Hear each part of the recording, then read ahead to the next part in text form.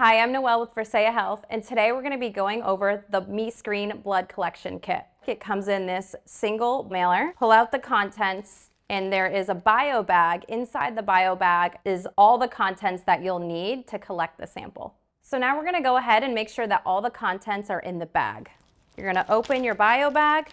You can go ahead and just spill everything out. And what you should have are a set of Band-Aids, 2 packages of gauze, some alcohol swabs, most importantly, the blood card, which is actually going to collect the blood sample. You're going to have this little cleaning cloth, biohazard cloth, that you can go ahead and place the blood card on to keep any blood from splashing on the counter. And then these are 2 lancets, or we call them your finger prickers, and we give you 2 in case there's an issue with one, you'll have a backup. And finally, your desiccant pouch. This is what the blood card is going to go into after you've collected your sample. Don't throw away your biohazard bag because you are going to need this, as well as the mailer that your contents originally arrived to you from. Now, before we get started, you're going to want to take your blood collection card and you're going to want to fill out your birth date, your first and last name, the date and time of collection, and on the back of that card, go ahead and just put your email wherever you can fit it. Before you get started, make sure that the barcode ID on the blood card, the biohazard bag, and the blood collection pouch or the desiccant pouch all match each other.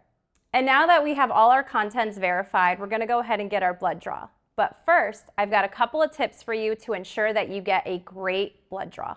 So one of the first things that you can do to get a great blood draw is you can rotate your arm in circles, either clockwise or counterclockwise, and you can go ahead and do that for about 30 seconds. The second thing that you can do is you can go ahead and place your arm below your heart, select your ring finger, and begin massaging the tip of that finger to get the blood flow. The third option would be to wash your hands in warm to hot water for about a minute. Now that you're ready, we're going to go ahead and clean that finger with one of our alcohol swabs. Go ahead and tear it, pull out the swab, select your finger that you're going to be pricking, and just gently rub the tip of it. Let that dry for about 10 seconds. Next, you're going to grab your lancet, this little device here, and this is spring-loaded, so you don't have to worry about being super strong and putting a ton of pressure on the back end of this.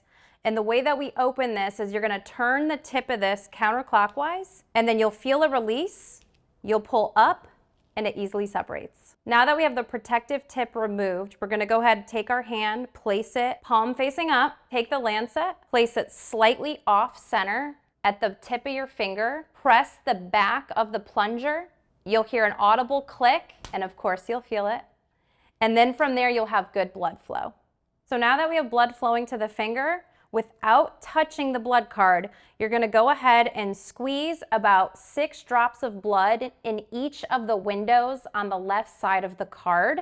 Allow it to surpass the first line. You're going to set your blood card to the side. You're going to grab your bandage, apply that to the finger, and press firmly for about 30 seconds. We're going to let that collection card dry for about an hour. Now on this blood card, we're showing you what not to do. As you can see, there is blood that is outside of the window. You could also see that the blood is not saturating into the 4 corners. And I even, on this bottom one, push my finger down on the window, which is what you definitely don't want to do. And if you'll also take note, if you look at the first goalpost here, there is no blood serum to that first line, which means that this is going to be an inconclusive sample. Now that the blood card has dried for an hour, go ahead and take your desiccant pouch or your blood sample collection bag. You're going to tear that open.